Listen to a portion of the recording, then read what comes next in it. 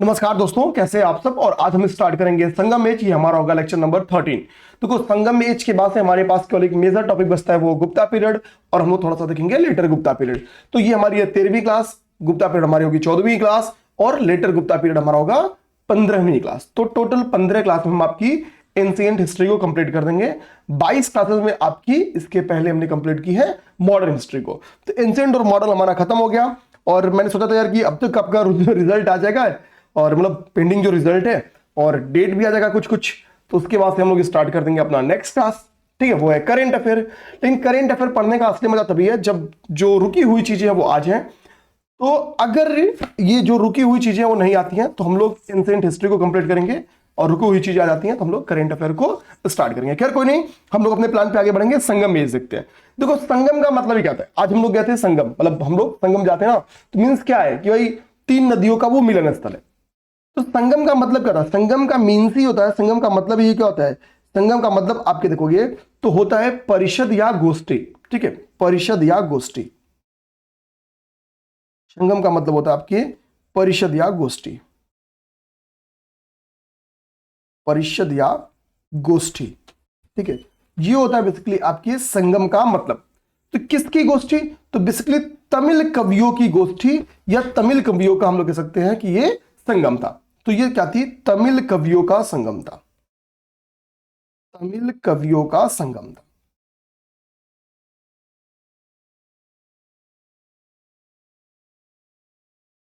तमिल कवियों का गोष्ठी यानी क्या है कि इसमें कई सारे तमिल लिटरेचर्स को लिखे जाएंगे, तमिल साहित्य को बढ़ावा मिलेगा। अब संगम एज की अगर हम लोग बात करें तो बेसिकली संगम ड्यूरेशन में कुल 3 संगम होते हैं। इस संगम एज में कुल 3 संगम होते हैं, और इन तीनों संगमों का जो आयोजन होता है वो पांड्य शासकों की देखरेख में होता है। किसकी देखरेख में, तो पांड्य शासकों की देखरेख में, शासकों की देखरेख में या इनके नेतृत्व में हम लोग कह सकते हैं। बेसिकली 3 संगम का आयोजन किया जाता है, 3 संगम का आयोजन किया जाता है। और इन तीनों संगम के आयोजन देखेंगे कि जो श्रेष्ठ कवि थे वो आते हैं, और इनकी कई सारी जो कविताएं हैं, जो इनके द्वारा लिखी गई चीजें हैं, उनको प्रकाशित किया जाता है। हम लोग इसको आगे देखेंगे। तो इस ड्यूरेशन में हम लोग कह सकते हैं कि कई सारे साहित्यों का और महाकाव्यों का लेखन होता है, जिसके ऊपर डायरेक्टली क्वेश्चन बन के आता है कि भाई ये साहित्य या ये महाकाव्य किसके द्वारा लिखे गए। जैसे अगर हम लोग इस ड्यूरेशन में लिखे गए कुछ संगम एज में लिखे गए कुछ साहित्यों की बात करें, तो उन साहित्यों में अगर हम लोग चर्चा करें तो संगम साहित्य, सब चीज कनेक्ट करता चलूंगा, कोई दिक्कत नहीं। तो आप यहाँ पे ऐसे समझ सकते हो, एक तरफ आप एक कॉलम बना लो, वो है संगम साहित्य,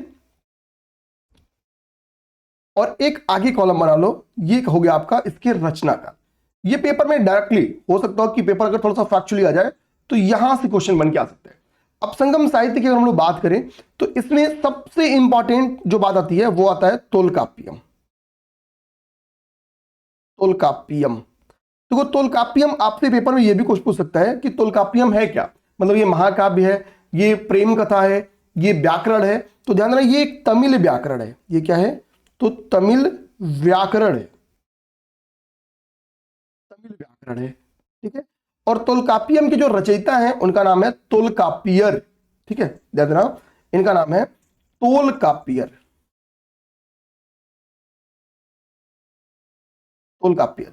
और तोलकाप्पियर जी के बारे में दिमाग रखना, ये अगस्त्य ऋषि के शिष्य हैं। ये कौन है, तो ये अगस्त्य ऋषि के शिष्य हैं। अभी हम लोग पढ़ेंगे तीनों संगम। तो पहले और दूसरे संगम के जो अध्यक्ष थे वो अगस्त्य ऋषि थे, और इन्हीं के जो शिष्य थे, इनके शिष्य का नाम था क्या, तोलकाप्पियर। और ये क्या करते हैं, ये तोलकाप्पियम की रचना करते हैं, जो कि क्या है, एक तमिल व्याकरण है। अच्छा, हम लोग इसके बाद सेकंड नंबर बातचीत करेंगे। तो सेकंड इंपॉर्टेंट जो आपकी बुक है, ठीक है, या जो साहित्य है, उसका नाम है तिरुक्कुलर।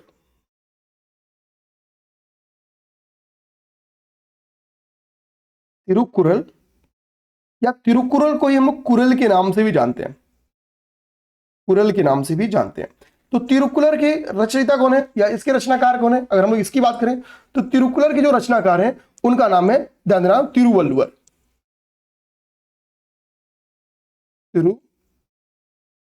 तिरुवल्लुवर, तिरुवल्लुवर। ठीक है, अब लोग तिरुक्कुलर के बारे में समझेंगे। तो तिरुक्कुलर को क्या कहता है, तिरुक्कुलर को कहा जाता है कि ये क्या है, ये तमिल बाइबिल इसको कहा जाता है। इसको क्या कहा जाता है, इसको तमिल बाइबिल की संज्ञा दी जाती है। ये सारी बातें आप लोग नोट करना। हालांकि मैं नोट्स तो दे दूंगा आपको, आप लोग टेलीग्राम से जरूर जुड़ जाना, तो वहां पे नोट्स प्रोवाइड आपको हो गई है, ठीक है। तमिल बाइबल कहा जाता है, या इसी को पंचम वेद की संज्ञा भी दी जाती है। हमको पता है कि सनातन संस्कृति में कुल 5 वेद हैं, तो 4 वेद हैं, इसको पंचम वेद की संज्ञा दी जाती है। तो अगर आपसे पूछे कि निम्नलिखित में से किस तमिल साहित्य को पंचम वेद की संज्ञा दी जाती है, तो वो तमिल साहित्य का नाम है आपके तिरुक्कुलर, जिसको हम लोग पंचम वेद की संज्ञा देते हैं। अच्छा, इसके अलावा कुछ और हम लोग अगर साहित्यों की बात करें तो उसमें आपका नाम आता है अहनानुरु। अहनानुरु के रचयिता कौन है? अगर हम लोग इसके रचनाकार की बात करें तो रुद्र शर्मन है। रुद्र शर्मन इसके रचयिता है। अगर हम लोग अगले की बात करें तो अगला आपका मुरु गरु पादे, ठीक है, ध्यान देना, थोड़ा सा नाम डिफिकल्ट है, ध्यान देना। नक्कीरर जी के द्वारा ये लिखा गया है, नक्कीरर जी के द्वारा लिखा गया, नक्कीरर जी के द्वारा ये लिखा गया है। अब ये क्या है? ये बेसिकली देखो तमिल लिटरेचर से, जो कि बेहद, इसमें तोलकाप्पियम आपका सबसे इंपॉर्टेंट है, इसके बाद से तिरुक्कुलर आपका इंपॉर्टेंट है, ठीक है। ये दो तो आपके बेहद इंपॉर्टेंट है, ये दो बेहद संगम साहित्य इंपॉर्टेंट है। अब हम अगर संगमकालीन कुछ महाकाव्यों पर चर्चा करें तो उसमें एक महाकाव्य है जिसका नाम है शिल्पदिगारम। शिल्पदिगारम ऐसे लिखता हूं यहां पे, इसको एक फ्लो चार्ट समझाता हूं। एक महाकाव्य आपका जिसका नाम है शिल्पदिगारम,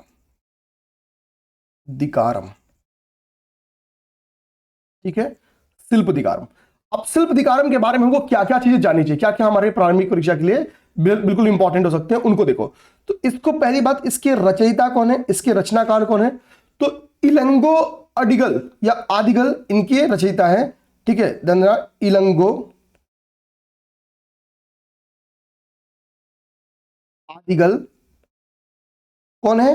तो ये रचयिता है,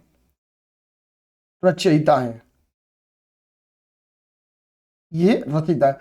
अब बात होती है कि ये किस चीज से रिलेटेड एक बुक है, ठीक है। शिल्पदिगारम किस चीज से रिलेटेड एक बुक है? तो जो इसमें एक पर्सनालिटी आप देख लो ना, इलंगो आदिगल, ठीक है, ये ध्यान देना, तत्कालीन चेर शासक सेनगुट्टवन के भाई थे। ये क्या थे? चेर शासक, ठीक है, सेनगुट्टवन, ठीक है, गुट्टवन के भाई थे, ये भाई थे। ये जानकारी हम लोग देख लें। अगर हम लोग इसके बारे में अगली जानकारी देखें तो जो शिल्पदिगारम है ये एक इंडायरेक्टली एक प्रेम कथा हम लोग कह सकते हैं, ठीक है। इसमें नायक कौन है और इसमें नायिका कौन है? तो नायक और नायिका का नाम भी पेपर में आ सकता है, तो हम लोग क्या करते हैं, नायक और नायिका का यहां पे नाम देख लेंगे। तो जो इसमें नायक है, इस महाकाव्य में जो नायक है, नायक का नाम है कोवलन। अभी आगे हम लोग मणिमेखलाई पढ़ेंगे, तो मणिमेखलाई में भी नायक कोवलन ही है, इसी के लिए शिल्पदिगारम की अगली कड़ी बोली जाती है मणिमेखलाई को, ठीक है, ध्यान देना। तो वो हो गए कोवलन। और जो नायिका है उनका नाम है कड़गी, ध्यान देना, कड़गी या कन्नगी, कड़गी, ये नायिका है, ठीक। तो ये नायक हो गए, ये नायिका हो गए। अच्छा, शिल्पदिगारम में एक चीज की चर्चा मिलती है और वो बेहद इंपॉर्टेंट चर्चा है, जो कि प्रारंभिक परीक्षा में आपके सामने क्वेश्चन बन के आ सकता है। वो चर्चा क्या है कि आपको पत्नी पूजा या पत्नी पूजा हम लोग कह सकते हैं, पत्नी पूजा, क्योंकि नायिका का नाम क्या है, कड़गी है या कन्नगी है, ठीक है। तो इसी को हम लोग कहते हैं कड़गी पूजा भी कहते हैं, कड़गी पूजा भी कहते हैं। इसका प्रचलन था, पत्नी पूजा का प्रचलन था। ये हमको कौन बताता है? तो ये शिल्पदिगारम बताती है, ये शिल्पदिगारम हमको बताती है। आगे अभी हम लोग जब चीजों को आगे बढ़ाएंगे तो यहां पे हमने आपको क्या बताया कि भाई कि ये सेनगुट्टवन का भाई था कौन, इलंगो आदिगल। तो हम लोग कह सकते हैं कि अगर शिल्पदिगारम ये कह रहा है कि पत्नी पूजा का प्रचलन था, तो पेपर में आए कि किस शासक के दरबार में, किस चेर शासक के दरबार में या किस संगमकालीन शासक के दरबार में पत्नी पूजा शुरुआत हुई। तो ध्यान देना भाई, लिख कौन रहा है, इलंगो आदिगल, और किसका भाई है? तो शासक है सेनगुट्टवन, सेनगुट्टवन का भाई है, यानी वो महान चेर शासक सेनगुट्टवन रहा होगा और सेनगुट्टवन को हम लोग क्या कहते हैं, लाल चेर के नाम से जानते हैं। इसको हम लोग आगे खैर पढ़ते भी, इसको हम लोग लाल चेर के नाम से जानते हैं। और इसी के ड्यूरेशन में क्या है, ना कण्डगी पूजा की शुरुआत हुई थी। तो अगर पेपर में डायरेक्टली ना कुछ ना किए, इनडायरेक्टली है कि किसके ड्यूरेशन में पत्नी पूजा या कण्डगी पूजा की शुरुआत हुई थी, तो वो है आपका सेनगुट्टवन। ठीक है, वो सेनगुट्टवन है आपका। ठीक है, यानी सेनगुट्टवन के बारे में शिल्पदीकारम भी चर्चा करती है। अब इसके बाद से अगला हमारा है मणिमेखलाई। देखना अगला हमारा टॉपिक है, अगला हमारा जो महाकाव्य है, देखो सेनगुट्ट जो शिल्पदीकारम है महाकाव्य है, अगला है मणिमेखलाई। ठीक है, मणिमेखलाई। अब हम लोग मणिमेखलाई को बोलेंगे। तो मैंने मणिमेखलाई को क्या बोला, मैंने आपको इनिशियली बोला कि ऐसा माना जाता है कि जहां पर शिल्पदीकारम की कहानी खत्म होती है, इसके लिए मैंने बोला शिल्पदीकारम का द्वितीय फेज बोला जाता है मणिमेखलाई को। क्यों? क्योंकि जहां पे शिल्पदीकारम की स्टोरी खत्म होती है, वहीं से स्टोरी कहां से स्टार्ट होती है, मणिमेखलाई की। इसमें भी नायक आपका कौन है, तो नायक आपका कोवलन ही है, कोवलन नायक है, और इसकी एक पत्नी है माधवी, उसकी पुत्री नायक के रूप में है। और इसमें नायिका के रूप में कौन है, तो मणिमेखलाई। कहा जाता है कि इस महाकाव्य की नायिका मणिमेखलाई और शिल्पदीकारम के नायक कोवलन और उनकी जो पत्नी थी एक माधवी, उसकी पुत्री इसकी नायक थी। ठीक है, तो यहां पे नायक दोनों में क्या है, कोवलन है। नायक दोनों में क्या है, कोवलन है। तो ये स्टेटमेंट यहां पर लिख देना, मणिमेखलाई से संबंधित। ठीक है, इसमें नायिका, मणिमेखलाई की नायिका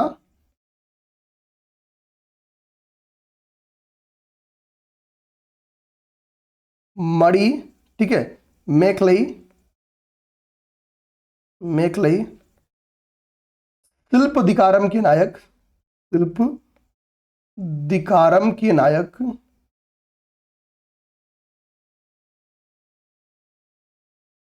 कोवलन। शिल्पदीकारम का नायक कौन है, कोवलन, एवं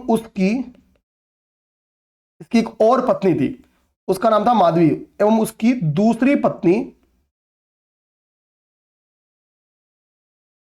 माधवी की पुत्री है, माधवी की पुत्री थी, माधवी की पुत्री थी। ठीक है, इसी के लिए कहा जाता है कि ये सेकेंड फेज है। अगर मैं इसको कहूं कि ये शिल्पदीकारम का द्वितीय भाग है, शिल्पदीकारम का, ना ये क्या था, शिल्पदीकारम का द्वितीय भाग भी इसको कहा जाता है। अगला चरण द्वितीय भाग भी इसे कहा जाता है। तो ये आप दोनों समझ गए। अच्छा, मणिमेखलाई क्या है ना, मणिमेखलाई की चर्चा आगे अभी हम लोग पढ़ेंगे गुप्ता पीरियड। ठीक है, तो गुप्ता पीरियड में एक इतिहासकार है, या हम लोग कह सकते हैं एक साहित्यकार है जिनका नाम है वात्स्यायन। तो इसकी तुलना वात्स्यायन के कामसूत्र से की जाती है। इसकी तुलना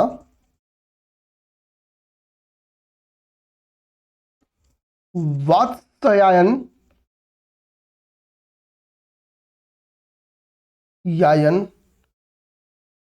के कामसूत्र से की जाती है, एक कामसूत्र से की जाती है। तो हमने क्या देख लिया, अब हमने देख लिया मणिमेखलाई को। मणिमेखलाई के ब्रह्म क्या है कि शिल्पदीकारम का ये द्वितीय फेज है, इस चीज को समझा आगे। ठीक है, नायक और नायिका को समझने की हमने कोशिश की। और ये क्या है, वात्स्यायन जो की कामसूत्र की रचयिता है, तो कामसूत्र से इसकी तुलना की जाती है। इसकी तुलना किसकी जाती है, कामसूत्र से। तो ये मणिमेखलाई के बारे में इंपॉर्टेंट हो गया। और इसी में एक अगले पर्सनालिटी है, ध्यान देना। ठीक है, अच्छा, मणिमेखलाई के रचनाकार, आप बोलोगे भैया आप मणिमेखलाई के रचनाकार के बारे में नहीं बताएं, तो ठीक है, आइए हम लोग मणिमेखलाई के रचनाकार देखते हैं। रचनाकार कौन था, तो इसके रचनाकार का नाम है, ठीक है, सीतलई सतनार। सीतलई सतनार, ये कौन है, ये रचनाकार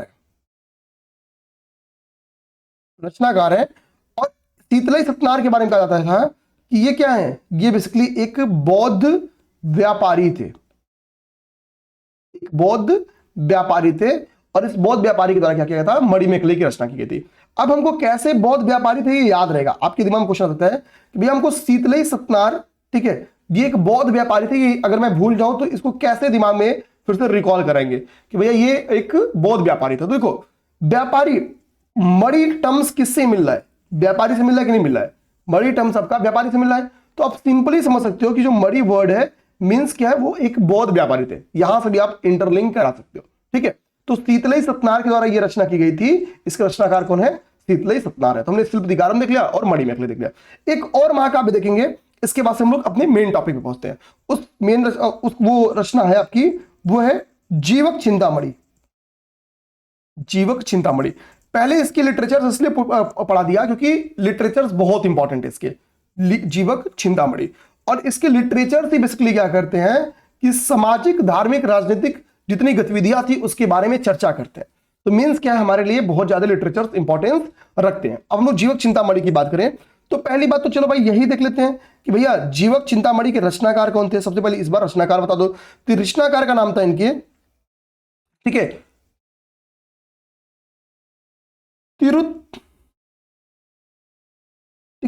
तिरुत्तक देवर, ठीक है, ये रचनाकार का नाम था। और ये क्या थे? तो ये एक जैन धर्मावलंबी थे, धर्मावलंबी थे, ठीक है। या हम लोग कह सकते हैं कि जैन धर्म के फॉलोवर थे, जो भी कह लें। तो ये क्या थे? जैन धर्मावलंबी थे। नाम क्या था? तिरुत्तक देवर। ये क्या है? जीवक चिंतामणि के ये रचनाकार थे। अब हम लोग जीवक चिंतामणि के बारे में आगे ध्यान दें तो इसमें ध्यान रहा, इसमें जो एक वर्ड है ना जीवक, ये देखो एक वर्ड है इसमें, क्या है? तो इसमें एक वर्ड है आपका जीवक, ये ध्यान रहा। चिंतामणि में जिसकी चिंता है, किसकी? तो जीवक की चिंता है। तो जीवक यहां पे क्या है? इस काव्य में जो जीवक है, तो जीवक एक एक्चुअली राजकुमार है। और ये क्या कर, ये करता है 8 विवाह करता है। ये क्या करेगा? ये 8 विवाह करता है। जीवक के द्वारा 8 विवाह किया जाता है, 8 विवाह किया जाता है। क्योंकि इसमें क्या है कि इन 8 विवाहों पे चर्चा है, इसी के कारण जीवक चिंतामणि का एक अन्य नाम भी मिलता है। और उसका जो जीवक चिंतामणि का एक जो अन्य नाम मिलता है वो है, इसका नाम मणमूल, मणमूल या विवाह ग्रंथ, या विवाह ग्रंथ। ये जीवक चिंतामणि का आपका अन्य नाम भी पड़ता है, इसको विवाह ग्रंथ के नाम से भी जानते हैं, ठीक है। अब सोचो होता क्या है कि जीवक चिंतामणि के बारे में इसमें क्या कहे? जीवक चिंतामणि में कहा गया है कि भाई ये जो जीवक नामक आपका राजकुमार है, ध्यान, ये जीवक नामक जो राजकुमार है, इसने क्या किया कि भाई 8 शादियां की। 8 शादी मतलब क्या किया कि जब इन्होंने पूरा भोग विलास कर लिया, जब ये सभी प्रकार के भोग विलास कर लेते हैं तो फाइनली ये कहां निकल जाते हैं, ठीक है। ये अब उन सुखों का त्याग करेंगे, जीवन के समस्त सुख भोगने के पश्चात परिवार का त्याग करेंगे। और फाइनली चूंकि ये क्या है, ये जैन धर्मावलंबी है, तो इनके द्वारा जैन धर्म, जीवक के द्वारा बाद में जैन धर्म स्वीकार कर लिया जाता है। इसमें यही बात बताई है कि इसके द्वारा बाद में जैन धर्म, ठीक है, जैन धर्म स्वीकार कर लिया जाता है। यानी जैन धर्म का दक्षिण भारत में प्रचार, आप समझ जाओ, स्वीकार कर लिया, ठीक है। ये चीज हमको समझना। तो विवाह ग्रंथ कौन है? अगर आपसे पूछ किया है कि वो कौन सा तमिल महाग्रंथ है, महाकाव्य है जो कि एक विवाह ग्रंथ है, तो वो जीवक चिंतामणि। क्यों? क्योंकि जीवक नामक राजकुमार ने 8 विवाह किया था, इसकी वजह से इसको मणमूल के नाम से या विवाह ग्रंथ के नाम से जानते हैं। बाद में आपकी जैनिज्म को स्वीकार कर लेता है। इसके जो रचनाकार है, रचनाकार कौन है? तो इसके रचनाकार यहां पे लिख देते हैं, रचनाकार, ठीक है, तिरुत्तक देवर है जो कि जैन धर्मावलंबी है। मणिमेखले देख लिया हमने, शिल्पदीकारम देख लिया। अब होता क्या है यहां पे समझो कि हमने बताया कि बेसिकली पांड्य शासकों के देख रेख में क्या हुआ था कि 3 संगमों का आयोजन किया गया था। तो हमको सबसे पहले समझना यही 3 संगम, और इन तीनों संगम को ध्यान देना मेरे भाई। यहां पे मैं आपको बता दूं, इन तीनों संगमों को समग्र रूप से क्या कहा जाता था, इसको पहले इधर लेते हूं मैं, ये यहां, ठीक है, ताकि कोई भी चीजें एक में मिसमैच ना हो, ठीक है, ठीक, ओके। अब इन तीनों संगमों को समग्र रूप से कहा जाता था। ये आपसे पेपर में क्वेश्चन है, तो ना इसको कहा जाता था आपके मुच्चंगम, मुच्चंगम, ठीक है।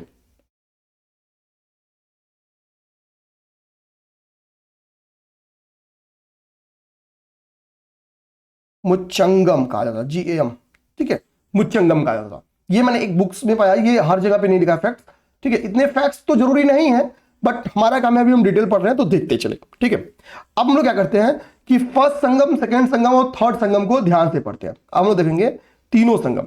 तो हमारा पहला हेडिंग क्या होगा भाई? फर्स्ट संगम,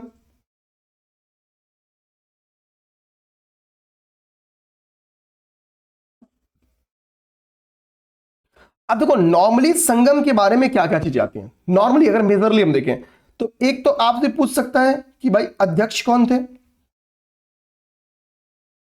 अध्यक्ष कौन थे। एक आपसे पूछ सकता है, ठीक है, कि किस स्थल पे हुआ, स्थान बताओ कि किस स्थल पे हुआ। और तीसरा आपसे पूछ सकता है कि संरक्षक कौन था, ठीक है, संरक्षक कौन था या अध्यक्ष। इसलिए अध्यक्ष और स्थल देखना, तो संरक्षक तो पांडे ही है, संरक्षक तो केवल पांडे हैं, तो संरक्षक, संरक्षक कौन था, तो बेसिकली पांड्य शासक, तीनों के पांड्य शासक ही हैं, तो उसमें सोचना नहीं है। ये मेजर फैक्ट्स बन के आते हैं। तो इसी तरीके से क्या है, मैं इसको कॉपी करूंगा यहां से, थोड़ी स्पेस पे जाके सेकेंड संगम लिख दूंगा, ठीक है।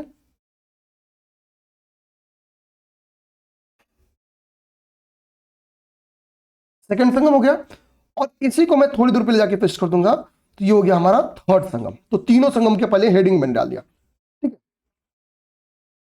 थर्ड संगम हो गया। ये तीनों संगम का हेडिंग बढ़ गया। अब हम पहले अध्यक्ष और स्थल को देखते हैं, क्योंकि संरक्षक कौन है, तो संरक्षक हमने बताया कि तीनों के एक ही हैं, वो है पांड्य शासक। तो इतना ही नहीं देखेंगे मेरे दोस्त, अब ये मत समझना कि सर इजी से बचा के निकल गए। अभी आपको बहुत सारी चीजें, थोड़ा सा फैक्चुअली है बट बहुत सारी चीजें समझेंगे, कॉन्सेप्चुअली जो होगा वो भी समझेंगे, ठीक है।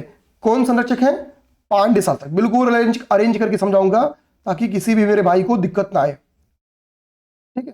संरक्षक कौन हो गया, तो पांड्य शासक हो गया।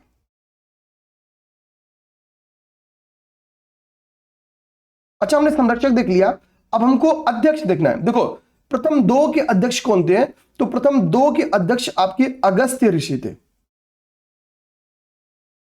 अगस्त्य ऋषि थे। प्रथम दो के अध्यक्ष आपके अगस्त्य ऋषि थे, ठीक है, अगस्त्य और ऋषि थे। और प्रथम जो हुआ है वो कहां पे हुआ है, तो इसका स्थल है मदुरई। मदुरई क्या थी, पांड्यों की राजधानी की, ठीक है, यानी पांड्य शासकों की कैपिटल में हुआ, ठीक है। दूसरा जो स्थल है वो है कपाटपुरम, दूसरी कहां हुई, तो दूसरी आपकी हुई थी कपाटपुरम में। कपाटपुरम को हम लोग अलवई के नाम से या अलैव के नाम से भी जानते हैं। नहीं दूसरा या कपाटपुरम है ना, दूसरा आपका कपाटपुरम। अच्छा यहां गलती हो गया, ये हो गया आपका मदुरई, हो गया कपाटपुरम, ठीक है।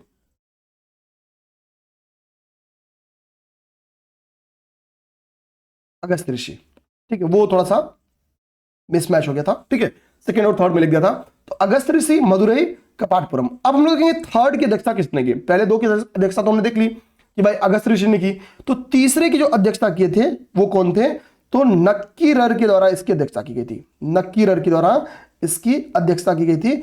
और नक्कीरर ने एक तमिल साहित्य लिखा है जिसका नाम मैंने आपको बताया था मरुगरुपादे, ठीक है, मरुगरुपादे यहां पे लिखाया हूं, इसका नाम यहां पे देखना, ये देखो, ठीक है, मरुगरुपादे। ये क्या है बेसिकली, थोड़ा सा नाम देखना भाई, अगर थोड़ा सा गलत प्रोनाउंसिएशन हो गया होगा तो माफ करना, ठीक है, टफ था थोड़ा सा, ठीक। तो नक्कीरर क्या है, यानी थर्ड संगम की हम लोग कह सकते हैं, थर्ड संगम के अध्यक्ष है, थर्ड संगम की अध्यक्षता इनके ड्यूरेशन में हुई थी। यहां पे हमने वैल्यूएशन कर लिया, ठीक है, ये हो गए। अब हमको फर्स्ट सेकंड थर्ड में आप किसी आम इंसान से पूछोगे तो यही जानकारी होती है। अब हम थोड़े से खास बनेंगे, हम थोड़े से खास बनेंगे और थोड़ी और जानकारियां एकत्रित करेंगे। तो उसमें क्या है देख रहा, जो पहला संगम है इसमें 549 मेंबर्स ने पार्टिसिपेट किया था। कितनी, 549 मेंबर्स ने कहा था इसमें पार्टिसिपेट किया था। 549, ध्यान देना, 549 संगम में सदस्यों की संख्या जो थी पहले संगम में वो 549 थे, ठीक है। कितने लेखकों ने इसमें पार्टिसिपेट किया था, ठीक है। लेखक क्यों पार्टिसिपेट करेंगे कि मेरे ये लिटरेचर्स हैं, मेरी ये कविताएं हैं, इसका क्या करो, इसको छाप दो। उसको छापने के लिए उसमें कितनी छपी कितनी प्रकाशित हुई वो अलग की बात है, लेकिन जितने कुल वो 4499 लेखकों ने इसमें पार्टिसिपेट किया था। हालांकि इसमें कितनी प्रकाशित हुई थी या प्रकाशित नहीं थी इस बात की कोई जानकारी नहीं है, तो प्रकाशन कितने का हुआ इसका कोई जानकारी नहीं, नो एविडेंस, किसी भी प्रकार का साक्ष्य यहां पे नहीं है, साक्ष्य नहीं, यानी इन लेखकों की जो ठीक है, जो बुक्स थी, जो पोएट्स थी या जो कविताएं थी, उनका प्रकाशन हुआ नहीं हुआ इस बात का कोई भी साक्ष्य नहीं है। तो पहले संगम में क्या प्रकाशित किया गया इस बात का किसी भी प्रकार का कोई साक्ष्य नहीं है। और संगम पीरियड में दंडना जो पहले संगम को कितने शासकों, लंबे समय तक पहला संगम चला था, लगभग अब देखो बुक्स के अकॉर्डिंग कहा जाता है कि ये संगम आपका लगभग 4400 सालों तक चला था। देखो आप बुक्स में देखोगे, हो सकता है ये डाटा कहीं कहीं अलग मिले, तो सर्वाधिक तो द्वितीय संगम आपका चला, सर्वाधिक लंबा कई जगहों पे मिला है। अच्छा ये फैक्ट्स आपके लिए डाउटफुल हो सकते हैं, ठीक है, तो यहां पे बहुत दिमाग मत लगाना। देखो मैंने कुछ बुक्स में पढ़ा तो लिखा कि फर्स्ट संगम क्या है, लगभग 4400 सालों तक चला। द्वितीय संगम बहुत लंबा चला है, कहीं डेट इतना ही लिखा मिला है हर जगह कि बहुत लंबे समय तक चला था द्वितीय संगम के बारे में। तृतीय संगम के बारे में आपका ईयर मिलता है कि ये लगभग 1850 सालों तक चला, 1815 ईयर तक चला। यानी कोई ये एक दिवसीय घटना या एक वर्षीय घटना नहीं है, ये लंबे समय तक की कालक्रम है, ठीक है। अब ये बातें यार आपकी लिखी हुई हैं, ठीक है, बुक्स में, ये मैं नहीं कह रहा हूं, ये मैं अपनी तरफ से कुछ भी इसमें एड ऑन नहीं किया हूं, ठीक। अब आप बोलोगे सर पहले संगम में ये इतनी जो एक्स्ट्रा फैक्ट्स लिखा हो इसमें कितना याद करो। इसमें आप तो याद करो, एक तो 4449 लेखकों ने पार्टिसिपेट किया और इसको कुल 89 रूलर्स के द्वारा, कुल 89 पांड्य शासकों के द्वारा इसको संरक्षण प्रदान किया गया। कितना? 89 शासकों ने संरक्षण प्रदान किया। ये दो फैक्ट्स आपको याद करना है। कितने? 89 मतलब 89 शासकों ने संरक्षण प्रदान किया। ये दो फैक्ट्स आपको एडिशनली याद करना। अब इसी से संबंधित सेकेंड फैक्ट देखो, आप समझो मेरी बात। तो सेकेंड फैक्ट में कुल कितने, ये इसके बारे में एग्जैक्ट डाटा किसी बुक में नहीं दिया था, ठीक है, मैंने गूगल भी किया तो कुछ मिला नहीं, तो मैंने लिखा नहीं। तो आप ईयर वाला फैक्ट याद मत करना, बस समझने के लिए रख लेना, ठीक है, छोड़ो उस चीज को। अब देखो यहां पे समझ जा मेरे भाई, यहां पे तो यहां पे कुल 59 रूलर्स ने इसको संरक्षण प्रदान किया था। पांड्यों के, ठीक है, कुल 59 राजाओं ने, 59 शासकों ने क्या किया था, द्वितीय संगम को संरक्षण प्रदान किया था, संरक्षण प्रदान किया था। और इसमें जो लिखी गई मेजर बुक है, इसमें जो लिखी गई मेजर बुक है उसका नाम क्या है? तो उसका नाम है तोलकाप्पियम।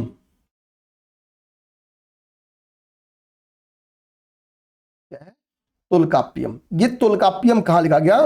तो तोलकाप्पियम यहीं लिखा गया। और इसके रचयिता कौन है? तुमको पता है, तोलकाप्पियर।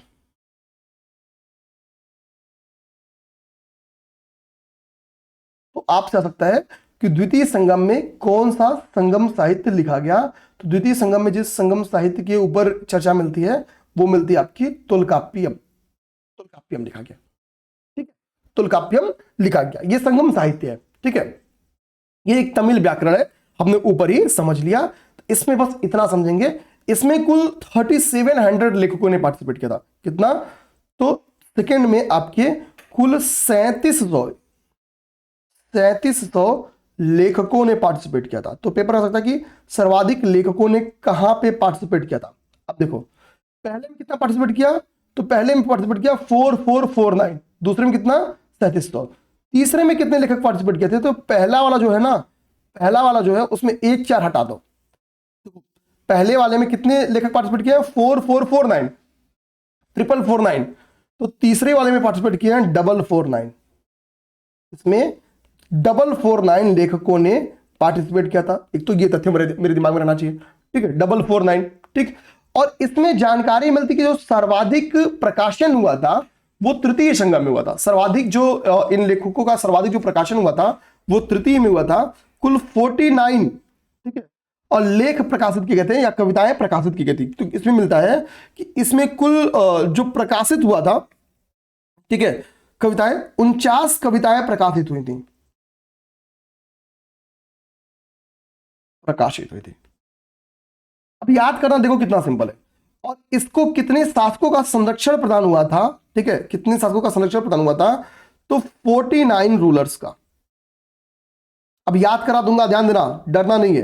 अब देखो शासक याद करना आपको, पहले पहले कितने शासक ने संरक्षण प्रदान किया? 89 शासक ने। इसके बाद से 59 यानी 30 माइनस कर दो, और इसके बाद से 10 माइनस कर दो, 49। तो एक बार पहला वाला याद कर लो, एक बार 30 माइनस करना है और एक बार 10 माइनस करना है। तो 89 माइनस 30, 59 माइनस 10, 49। तो रूलर्स का क्रम याद हो गया। तो थर्ड में 49 रूलर्स हैं, तो इसमें एक 4 और बढ़ा दो, तो कितने लेखकों ने पार्टिसिपेट किया? 449 लेखकों ने।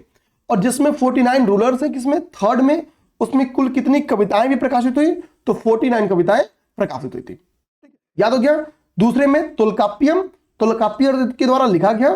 फर्स्ट में कोई एविडेंस हमको नहीं मिलता है। तो हमने बहुत डिटेल में इन चीजों को समझ लिया। अब हमको इन चीजों पे कहीं दिक्कत नहीं आनी। एक एक चीज को हमने क्रम वाइज देख लिया, तो मुझे नहीं लगता यहां पे मेरे भाइयों को कोई भी दिक्कत आ रही हो। यहां तक क्लास समझ में आई हो तो प्लीज कमेंट करके बताना हाँ सर यहां तक तो सब बढ़िया रहा, सब समझ में आया भी। ठीक है, तो हमने तीनों संगम को बढ़िया तरीके से यहां पे समझ लिया। अब हम लोग क्या करेंगे, हम संगमकालीन शासकों को समझने की कोशिश करते हैं। भाई हमारे लिए तो संगमकालीन शासक भी बड़ा इंपॉर्टेंस रखते हैं। ठीक है, तो अशोक के हमने आपको द्वितीय शिलालेख पढ़ाया था। जो बृहद शिलालेख हम लोग अशोक का पढ़ रहे थे, तो उसमें हमने क्या बताया था, द्वितीय शिलालेख में बताया था कि द्वितीय शिलालेख में कुछ भारतीय राज्यों का चर्चा है और उनमें संगमकालीन राज्यों का चर्चा था, चोल चेर पांड्य। तो हमने चोर चेर पांड्य का हेडिंग नाम तो वहीं सुन लिया था, चोर चेर पांड्य का। तमिल राज्यों का नाम आप चंद्रगुप्त मौर्य के भी ड्यूरेशन में सुनते हो। मेगास्थनीज के द्वारा इस बात की चर्चा की गई है कि तमिल राज्यों की उपस्थिति, खासतौर पर पांड्यों के बारे में मेगास्थनीज चर्चा करता है। मेगास्थनीज कहता है कि पांड्य राज्य मोती के लिए बड़ा फेमस थे और यहां पे यानी इस राज्य में स्त्रियां क्या करती थी, शासन का बागडोर संभालती थी। यानी पांड्य राज्य में महिलाओं की स्थिति अच्छी थी। इस बात पे चर्चा कौन करता है, तो मेगास्थनीज करता है। तो हमको अगर हम लोग पॉलिटिकली स्टेटस देखेंगे, पॉलिटिकल हिस्ट्री देखेंगे यहां का, ठीक है, पॉलिटिकल हिस्ट्री देखेंगे मेरे भाई, ध्यान देना, पॉलिटिकल हिस्ट्री, तो हमको क्या क्या समझ में आता है समझना। तो हमको इसमें 3 लोग को देखना है। ठीक है, 3 लोग को देखना है। प्रयास करूंगा अगर क्रम में बन जाएगा तो बढ़िया रहेगा। इसमें हमको एक तो देखना है चोलास को, चोला किंगडम देखना है।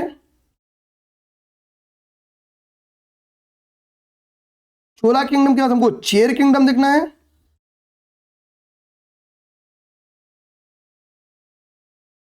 और चेर किंगडम के बाद हमको पांड्य किंगडम देखना है, जिनके निर्देशन में तीनों संगम, ठीक है, का आयोजन होता है। पांड्य किंगडम, ये 3 किंगडम्स हो, यानी इन 3 राज्यों को हमको समझना होगा। ठीक है, पॉलिटिकल हिस्ट्री में। अब हम लोग अगर मैप्स को ध्यान से देखें, एक बार अगर मैं मैप बना दूं, तो ये हम लोग मान लेते हैं ये दक्षिण भारत का हमने मैप बना दिया। ये दक्षिण भारत का हमारा मैप हो गया। अब हम लोग देखें तो केरल वाला आपका जो ये बेल्ट है मेरे भाई, ये जो आपका केरला वाला बेल्ट है, इस केरल वाले बेल्ट को मान लो मैंने ग्रीन कलर से रिप्रेजेंट कर दिया। ठीक है, यहां पे आपके कौन थे, तो यहां पे आपके चेर थे। ध्यान देना, यहां पे कौन थे, तो चेर थे।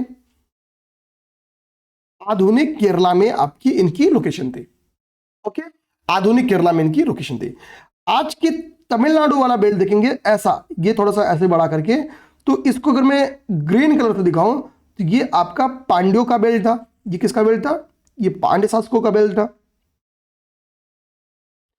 ठीक है, अब तीसरे आपके बचते हैं कौन, चोला।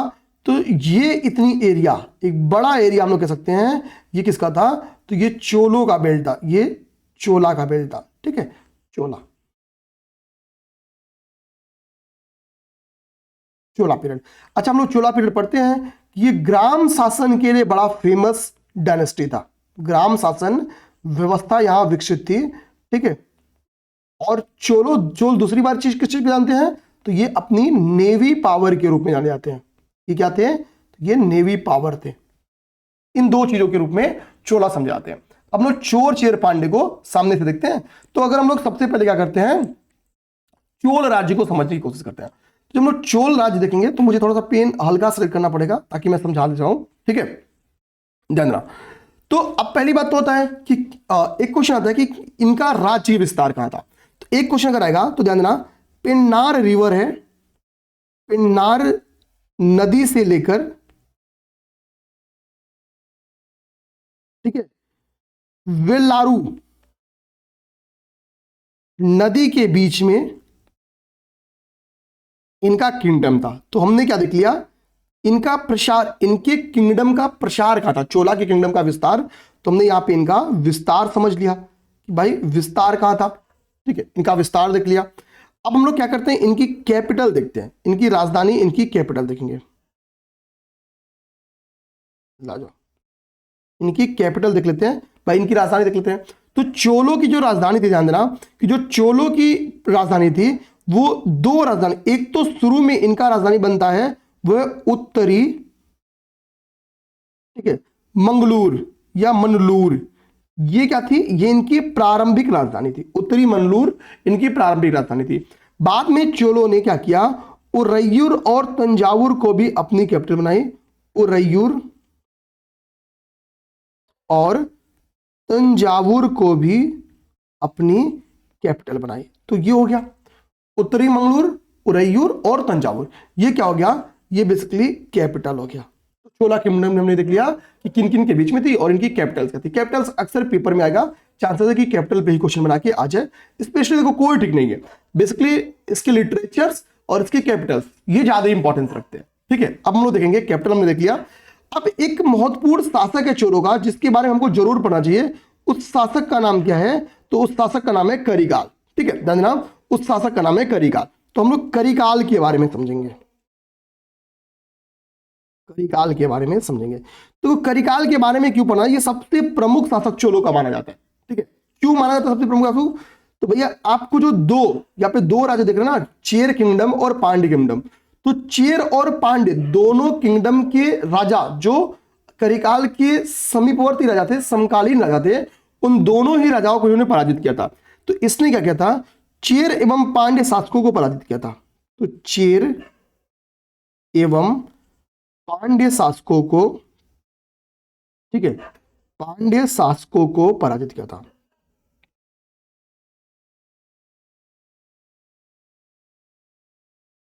इससे क्या पता चलता है, ये भाई तमिल राज्य में जो महत्वपूर्ण शासक आए थे उनमें एक बहुत शक्तिशाली शासक रहेगा, पांड्यों के बीच सॉरी चोलों का एक बहुत ही महान शासक रहेगा। अच्छा, इसने इतना ही नहीं किया, ये जब पांड्यों पे विजय पाता है तो बेसिकली क्या करेगा कि जो कावेरी नदी वाला बेल्ट है वहां पे अपनी पहुंच बहुत तगड़ी कर लेगा। कावेरी नदी पे अपनी पहुंच बहुत तगड़ी कर लेगा, यानी कावेरी नदी पावरफुल बन जाएगा।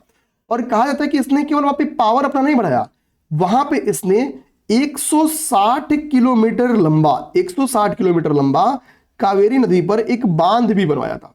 लंबा बांध भी बनवाया था कावेरी नदी पे। ठीक है, और यही कावेरी नदी के समय इसने समय क्या क्या था, इसने कावेरी पत्तनम नामक एक शहर भी बसाया था। कावेरी पत्तनम नामक एक शहर भी बसा था, जिसको पुहार पत्तन के नाम से भी आप लोग जानते हैं, या हम लोग कह सकते हैं पुहार पत्तन। ठीक है, पुहार नामक एक शहर बता था या कावेरी नामक शहर बता था, जो भी आप लोग कह लीजिए। तो ये हो गया आपकी बेसिकली किसके संदर्भ में, तो ये आपकी जानकारी हो गई किसकी, ठीक है, ये जानकारी होगी आपकी करिकाल से संबंधित। तो ये मैं ऐसे ही करिकाल से रिलेटेड यहाँ पे एक एरो बनाऊंगा और यहाँ पे इसको स्लाइड करके लिख देता हूं। हमने ये देख लिया करिकाल के संदर्भ में दो जानकारियां ले लिया। ठीक है, और करिकाल के संबंध में एक जो बेहद इंपॉर्टेंट अगली जानकारी आती है निकल के, वो क्या निकल के आती है, तो जरा उसको आप लोग ध्यान से देखिएगा। करिकाल के संदर्भ में तो एक बुक है, उस बुक का नाम है, ध्यान देना, उस बुक का नाम है पेरू नान्नू पादे। ठीक है, पेरू नान्नू पादे इस बुक है, और ये बुक कहती क्या है, ठीक है, तो पेरू नान्नू पादे में करिकाल को संगीत के सप्त स्वरों का विशेषज्ञ कहा गया है। इसमें कहा गया है करिकाल को क्या, संगीत के सप्त स्वरों का, संगीत के सप्त स्वरों का विशेषज्ञ कहा गया है।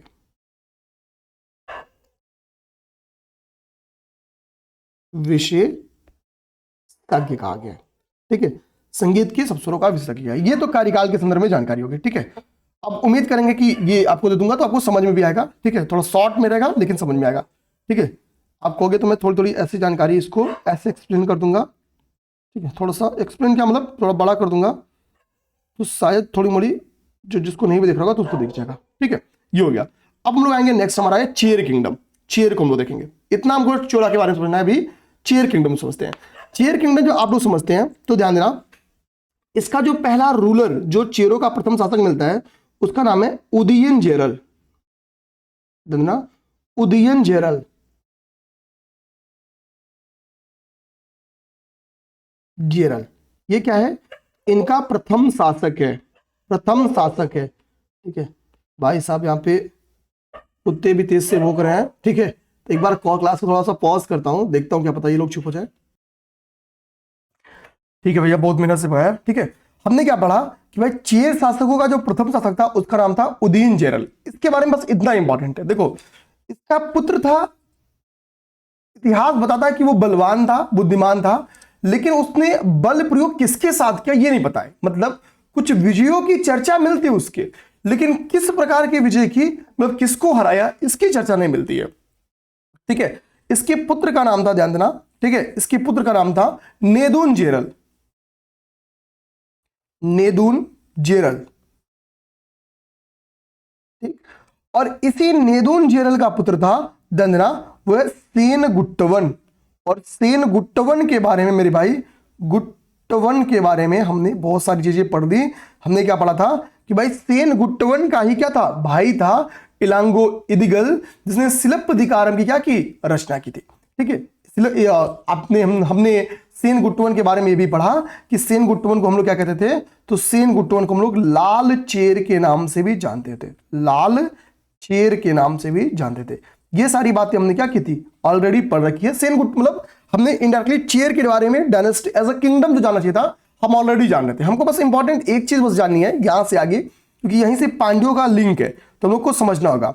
ठीक है, सेन गुट जो आपकी चेर डायनेस्टी था, तो चेरों के अंतिम शासक का नाम था, कहीं कहीं इसका नाम ध्यान देना मिलता है सई, ये भी कहीं मिलता है कहीं कहीं। ठीक है, और कहीं कहीं इसका नाम जो मिलता है ना, सई ये भी नाम मिलता है और सई ये नाम भी मिलता है। मतलब ये दो नाम एक है, या सई ये या से, ये दो नाम मिलता है। ठीक है, से का मतलब बेसिकली होता है कि हाथी की आंख वाला, हाथी की आंख वाला। तो सई ये क्या है, ये अंतिम चेर शासक है, ध्यान देना, अंतिम चेर शासक है, जिसको किसने हराया है, तो एक पांड्य शासक है, इसको हराया किसने है, तो एक पांड्य शासक है, उनका नाम है, ठीक है, नेडू, लिख देता हूं उनका नाम,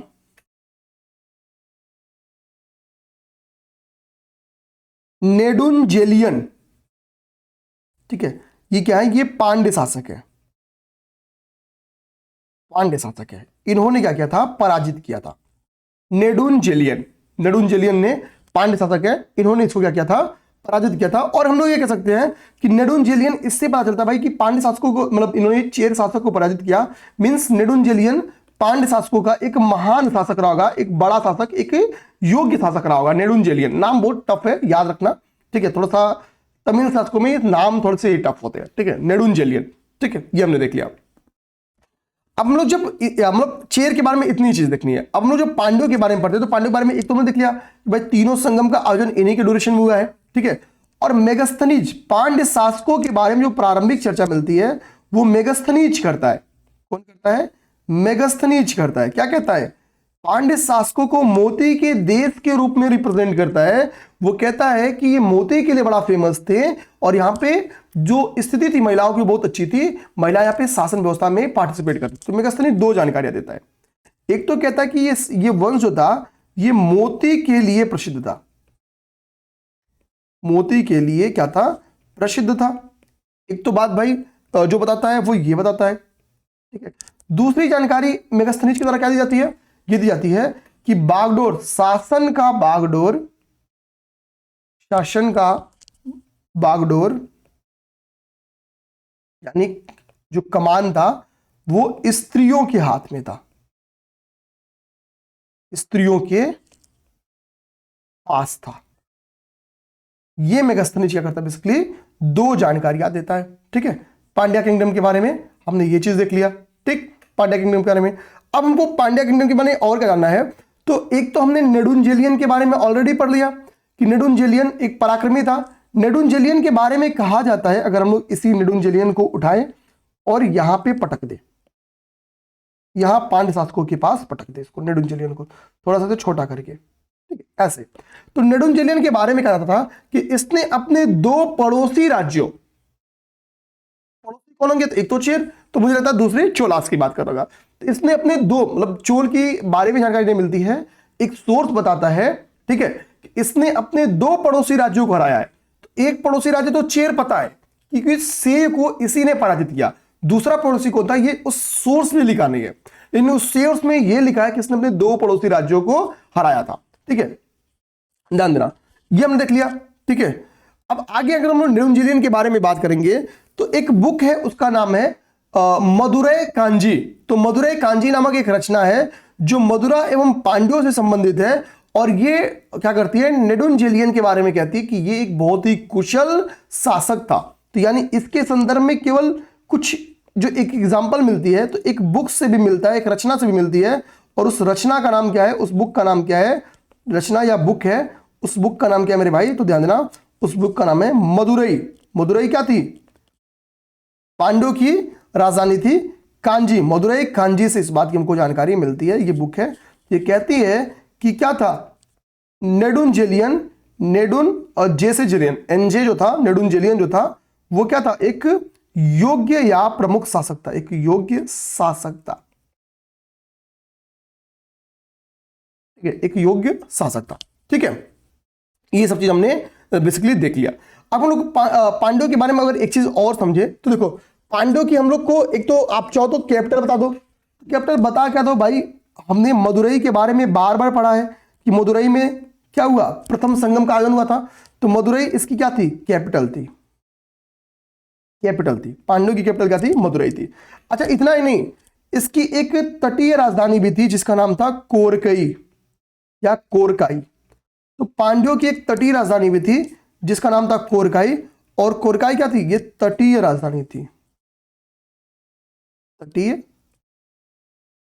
राजधानी थी कोरकाई। तो ये भी हमको जानकारी मिलती है, ये भी जानकारी मिलती है। ठीक है, मेगास्थनीज ने जो पांड्य राज की चर्चा किया है, तो इसने पांड्य राज का जो नाम लिखा है वो माबर नाम से, ध्यान देना, माबर नाम से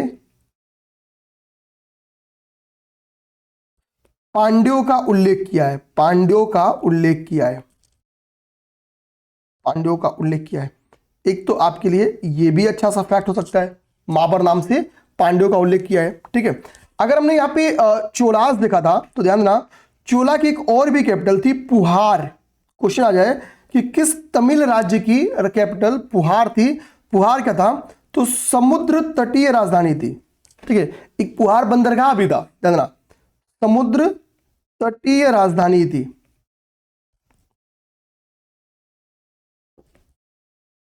समुद्र तटीय राजधानी भी थी। तो हमने ये देख लिया, क्या देख लिया, चोल के बारे में देख लिया, चेर के बारे में देख लिया, और पांड्य के बारे में देख लिया। तो यहाँ पे चोला हो गया, यहाँ पे चेर किंगडम हो गया, और यहाँ पे पांड्य किंगडम हो गया। इन तीनों लोगों के बारे में हमने डिटेल से चीजों को समझ लिया। अब हम लोग आते हैं, हम थोड़ा सा देखेंगे संगमकालीन जो शासन व्यवस्था थी वो कैसे थी। ठीक है, एडमिनिस्ट्रेशन सिस्टम, तो administration system of Sangam period. ठीक,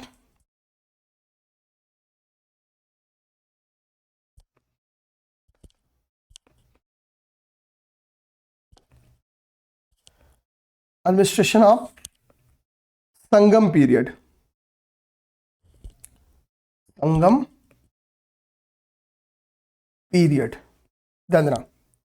ठीक है, एडमिनिस्ट्रेशन ऑफ संगम पीरियड। ठीक है, तो बेसिकली आपको पहली बात तो राजतंत्र में एक संगम पीरियड में ही नहीं, हर जगह देखने को मिलता है।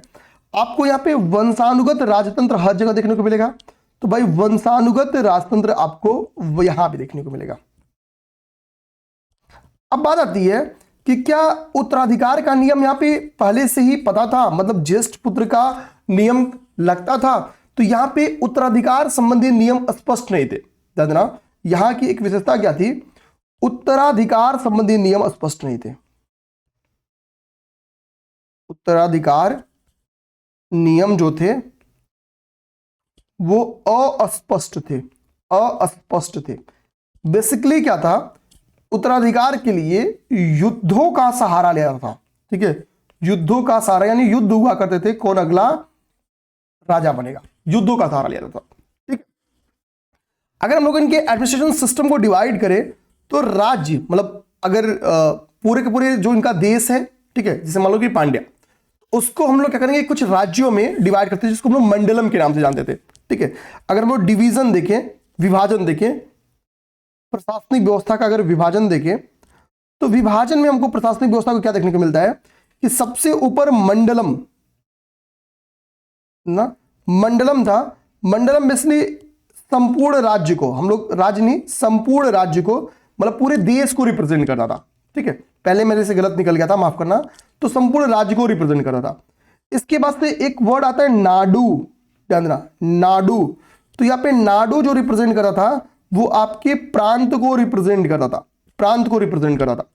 उसके बाद से एक वर्ड आता है उर, यही कहीं कहीं लिखा मिलता है, पेरूर भी इसको मिलता है। तो पेरूर क्या था, ये नगरों को रिप्रेजेंट करता था या बड़े बड़े ग्रामों को रिप्रेजेंट करता था, बड़े ग्राम को रिप्रेजेंट करता था। अब हम लोग देखेंगे इसके बाद से एक था सिरूर नामक एक विभाजन था, सिरूर नामक एक एडमिनिस्ट्रेटिव यूनिट था जो कि क्या था, छोटे ग्राम थे। ये क्या थे, छोटे ग्राम थे। ठीक, छोटे ग्राम थे। ठीक है, और छोटे ग्रामों की सभा को अवई कहते थे, अवई, छोटे ग्रामों की सभा को अवई कहते थे। तो ये चीज समझ गए। तो अपने एडमिनिस्ट्रेशन सिस्टम में इनका जो विभाजन था, विभाजन देखा, प्लस हमने क्या देख लिया, प्लस हमने देख लिया कि भाई कि वंशानुगत था और उत्तराधिकार के नियम अस्पष्ट थे। अच्छा एक चीज समझो, क्योंकि ब्राह्मणों को की इज्जत आप देखोगे तमिल राज्यों में अच्छी खासी थी। ठीक, इससे पता चलता है कि ब्राह्मणों को उच्च पद मिला करते थे। ब्राह्मणों को तमिल राज्यों में, आप एक कॉमन सी बात कर दोगे, को उच्च पद प्राप्त था, उच्च पद प्राप्त था। यानी सोशल स्टेटस, जब हम लोग सामाजिक स्थिति पढ़ेंगे, यानी ब्राह्मण यहां पे क्या थे, यहां पे सर्वोत्कर्ष या सबसे टॉप पोजीशन पे रहा थे। ठीक है, ये चीज हो गया। राजा, जुडिशरी का जो हेड था वो राजा था, उसको मनरम कहते थे। जुडिशरी हेड कौन था, तो जुडिशरी हेड राजा था। जुडिशरी हेड जो था, यानी न्याय व्यवस्था का जो सर्वोच्च पदाधिकारी था वो राजा था, और राजा को मनरम कहते थे। ध्यान देना, मनरम, मनरम कहते थे। ठीक है, मनरम हो गया। तो ये चीज हमने देख लिया। ठीक है, राजा की न्याय, राजा को नहीं, राजा के न्यायालय को, मनरम क्या था, तो ये राजा का न्यायालय था, राजा का न्यायालय था। और 5 कमिटीज बनाई जाती थी, समितियां बनाई जाती थी, जिससे राजा पे कंट्रोल किया जा सके। ठीक है, उसके माध्यम से शासन व्यवस्था चलता था। अब हम लोग अगर सोसाइटी देखें, संगमकालीन अगर हम लोग सोशल सिस्टम देखें, भाई कैसा था, सोशल सिस्टम देखें, तो सोशल सिस्टम में एक चीज तो आपको समझ में आ गई कि ब्राह्मण क्या रहेंगे, ब्राह्मण टॉप पे रहेंगे। ब्राह्मण की स्थिति क्या रहेगी, तो सामाजिक व्यवस्था में इनकी पद टॉप पे रहेगी कि भाई ये राज व्यवस्था में अच्छी भूमिका निभाते थे। ठीक है, तो ये टॉप पे रहेंगे। ठीक है, टॉप पे थे। अच्छा, ये केवल टॉप पे, इनसे नीचे एक जाति मिलती थी जिसको हम लोग कहते थे विल्लार। ठीक है, विल्लार। तो दूसरी जो प्रमुख स्थिति थी, ऐसा माना जाता है, वो विल्लार या विल्लाल वर्ड बोलते हैं, कि दूसरा अगला स्थान जो था इनके बाद से विल्लाल का था। ठीक है, तमिलों में देखेंगे, बेसिकली तमिल राज्यों में भाई एक व्यापारिक स्टेट थे, तो यहां पे एक व्यापार वर्ग भी था जिसका नाम था वेनिगर। ठीक है, वेनिगर। वेनिगर क्या था, वेनिगर एक व्यापार वर्ग था। और व्यापार वर्ग का क्या काम होता है कि हाईएस्ट टैक्स पेयर व्यापार वर्ग होता है, लेकिन कहा जाता है कि सोशल स्टेटस इनकी नॉर्थ की तुलना में साउथ में कम थी। तो सोशल स्टेटस इनकी तुलनात्मक क्या थी, कम थी, उतनी इनकी सोशल स्टेटस अच्छी नहीं थी, जबकि ये क्या थे, ये एक व्यापारिक वर्ग थे इसके बाद भी। ठीक है, ठीक। अच्छा, किसी भी संगम लिटरेचर में अगर हम लोग दास को देखें, दास स्लेव सिस्टम को, तो यहां पे अभाव था, दासों के ऊपर संगम साहित्य में चर्चा नहीं है। तो दास हो सकता हो ना रहे हो, इस बात को यहां पे बोला जाता है। ठीक है, इस बात को यहां पे बोला जाता है कि संगम साहित्य में दास नहीं थे, ये चीज जानना, इसका उल्लेख नहीं मिलता है। ठीक। अच्छा, साहित्य में ही अगर हम लोग, मतलब सोसाइटी में ही, या हम लोग अगर सांस्कृतिक व्यवस्था देखेंगे तो भाई सांस्कृतिक में नॉर्मली वो सनातन या हिंदू टर्म्स वो चलता है। ठीक है, और संस्कृत में आप देखेंगे तमिल व्याकरण को या तमिल लैंग्वेज को प्रमुखता मिलती है। तमिल साहित्य लिखेंगे, तमिल में महाकाव्य लिखे जाएंगे, तमिल में व्याकरण लिखे जाएंगे। तो तमिल को क्या होती है, तमित का हम लोग कह सकते हैं चरमोत्कर्ष होता है, चरमोत्कर्ष होगा। तो सांस्कृतिक महत्व इसका एक तो ये हो जाता है। दूसरा, आपको मृतक संस्कृति, यहाँ पे जो मृतक संस्कार था उसके ऊपर भी यहाँ पे जानकारी मिलती है। तो मृतक संस्कार दोनों टाइप का था। मृतक संस्कार आज के टाइप से अग्निदाह भी था, अग्निदाह भी प्रचलित था। और दूसरा जो समाधिकरण है, समाधिकरण है, समाधिकरण है, यह भी प्रचलित था। तो ये दोनों टाइप की क्या है, मृतक संस्कार थे। तो ये कल्चरल हम लोग समझ गए। अच्छा, स्त्रियों की स्थिति समझो। स्त्रियों की स्थिति क्या थी? स्त्रियों की स्थिति नो डाउट अच्छी थी। मेगास्थनीज कहता भी है कि पांड्यों के राज दरबार में जो शासन संभालती थी वो कौन संभालती थी? महिलाएं संभालती थी। तो स्त्रियों की स्थिति पे एक तो आप मेगास्थनीज का स्टेटमेंट लिख सकते हो, मेगास्थनीज का स्टेटमेंट लिख सकते हो।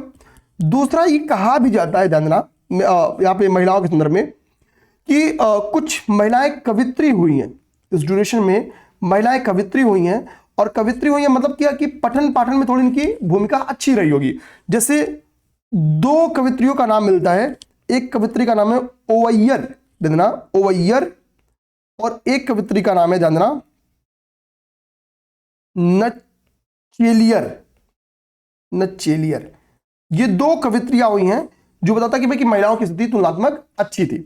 अच्छा, इतनी ही नहीं, कहा जाता है कि बेसिकली पांड्य मतलब तमिल जो राज्य है उसमें राजमहल का जो रक्षक थी वो नॉर्मली महिलाएं हुआ करती थी। राजमहल का जो रक्षक थी वो महिलाएं थी। सती प्रथा विद्यमान थी, सती प्रथा विद्यमान थी मतलब विधवाओं की स्थिति अच्छी नहीं रही होगी, ये बात बहुत क्लियर बताती है। तो सती प्रथा मौजूद थी, एस, ठीक है, मौजूद थी। ये सारी चीज हमने महिलाओं के ऊपर हमने देख लिया। अब हम लोग देखेंगे सर इकोनॉमी। तो इकोनॉमी सिस्टम में बहुत सिंपली समझेंगे, कोई दिक्कत की बात नहीं है। इकोनॉमी, जब हम लोग इकोनॉमी को देखेंगे तो देखो भाई यहाँ पे एग्रीकल्चर भी मौजूद था, एग्रीकल्चर भी बड़ी बात क्योंकि भाई रिवर्स है, एग्रीकल्चर भी मौजूद था। धान, गन्ना, रागी, कई सारी फसलों का उत्पादन होता था। यहाँ पे मसालों की भी खेती होती थी क्योंकि केरल यहीं पे है। और ट्रेड भी होता था। ट्रेड क्यों भाई? दोनों तरफ से आपने चेर केरल वाले बेल्ट में था, पांड्य और चोलों को हमने देखा भाई कि ये पूर्वी बेल्ट पे है, तो भाई फुल व्यापार के चांसेस हैं। और कहा भी जाता है कि इनका बहुत जगहों से व्यापार था भी, ठीक है, क्योंकि यमन वगैरह से क्या है कि एक दूसरे से की जगहों से इनके सामग्रियां मिली हैं, मतलब इनकी सामग्रियां वहां मिली हैं, वहां की सामग्रियां यहां मिली हैं। तो यानी ट्रेड भी इनकी, एक्सटर्नल ट्रेड भी अच्छा खासा चलता रहा होगा। ये चीजों की हमको जानकारी मिलती है। अब देखो एक चीज बस आपको होमवर्क दे रहा हूं, वो आपको बताना है, वो यहां पे होमवर्क देखो, जो आपका चोला किंगडम, चलो होमवर्क क्या भाई बता दो, होमवर्क कभी कभी छूट जाता है, डर लगता है इसी में। तो चोला किंगडम का जो राज्य चिन्ह था चोलों का, वो बाघ था, बाघ था। इनका राज्य चिन्ह क्या था? बाघ था। चेर किंगडम का जो राज्य चिन्ह था वो क्या था? धनुष था। चेरों का, ठीक है, धनुष था। और हम लोग पांड्यों की बात करें तो पांड्यों का जो राज्य चिन्ह था वो क्या था? वो मछली था। ठीक है, इसी के साथ हम अपनी जो क्लास है, ये क्लास इसको समाप्त करेंगे। और कल हमारा स्टार्ट होगा लेक्चर नंबर 14, यहां पे लिख देता हूं लेक्चर 14। और जो वो हमारा लेक्चर 14 होगा वो होगा गुप्त काल, गुप्त काल, गुप्ता पीरियड।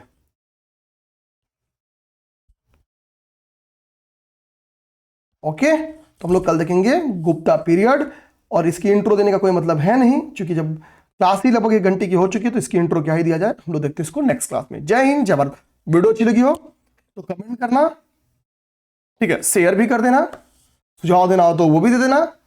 और अब इन चल रहा है तो पूरी क्लास की सीरीज कैसी लगी ये जरूर बताना। देखो कुल मिलाकर भाई थोड़ा सा सपोर्ट करो, थोड़ा सा वीडियो को लाइक कर दो। अच्छी लग रही हो तो जरूर अपने दोस्तों को बताओ। कि किसी को हिस्ट्री में डर लग रहा हो तो भाई मेडुअल और मॉडर्न और एंशिएंट हिस्ट्री पढ़ा देंगे, मॉडर्न मेडुअल छोड़ के तो वो ही पढ़ा देंगे। ऐसा नहीं कि आप नहीं शेयर करोगे तो नहीं पढ़ाएंगे, पढ़ा देंगे, हमारा काम है। हम 50 लोग भी देखेंगे तो पढ़ाएंगे, वो तो हमारी मजबूरी है, हमारी इच्छा है, ठीक है, क्योंकि ये काम बेसिकली अपने खुद के हित के लिए होता है। मतलब मुझे अच्छा लगता है बेसिकली, ठीक है, उसमें खुद की खुशी छिपी होती है, तो इस मकसद से ज्यादा होता है। ठीक, तो चलिए मिलते हैं नेक्स्ट क्लास में। जय हिंद, जय भारत।